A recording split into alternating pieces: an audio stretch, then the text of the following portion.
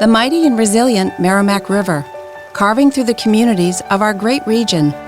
My name is Linda Lorden, proud president of Merrimack County Savings Bank, and like the river that serves as our namesake, we're a constant yet ever-changing presence. Because to us, it's bigger than banking. It's about powering communities and putting people first. It's about knowing where you came from and where you're going.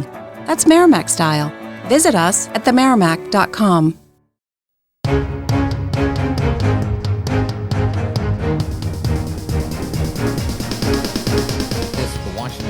Front page for Thursday, August 29th, 2024. Thanks for joining us.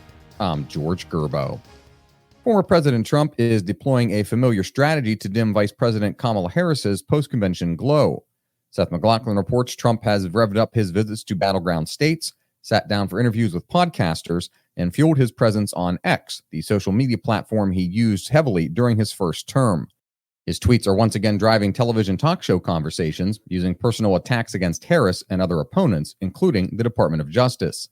The more assertive approach is a departure from early August, when Trump and his campaign grappled with how best to handle Harris's popularity.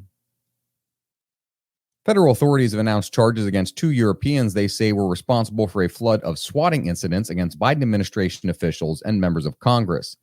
Stephen Dinan reports prosecutors attributed at least 20 attacks to Romanian citizen Tomasz Szabo and Nemanja Radovanovic of Serbia.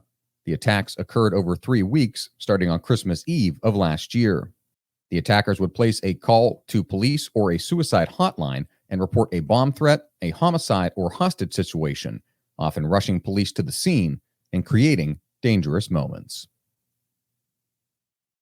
3 years after the fall of Kabul, the Afghan refugee program is still an experiment for the evacuees and for the U.S. community striving to welcome them. More Afghans are arriving, Stephen Dinan reports, though the number is a fraction of the rushed days of late 2021. That's when tens of thousands were whisked out of Kabul and sent to resettlement camps at U.S. military bases before being released into communities to find their way. The federal government eventually provided some assistance. Initially, only aid organizations connected the new arrivals with rental homes, helped them find jobs, and gave them a crash course in American culture.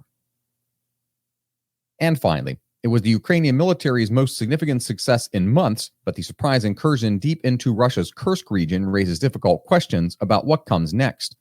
Dave Sands reports President Volodymyr Zelensky and his aides say they're preparing a proposal to end the war, but Ukraine's surprise offensive has also focused attention on the uncertainties of its long-term objectives and how Russia will adjust and respond to the recent events. The Ukrainian government plans multiple briefings with the White House and the campaigns of the 2 presidential contenders in the coming days on a proposed agreement that would halt the fighting that began when Russian forces invaded in early 2022. Russian officials have dismissed the idea of peace talks now, but the pressure may grow on President Vladimir Putin to at least respond as his forces struggle to evict Ukrainian troops from the widening swath of territory they control in Kursk. It's not clear what the Ukrainian forces are planning inside Russia or for how long they'll stay. Ukraine has said it has no plans for a permanent base, but Ukrainian forces have been building up defensive lines inside Kursk and have shown no signs that a withdrawal is imminent.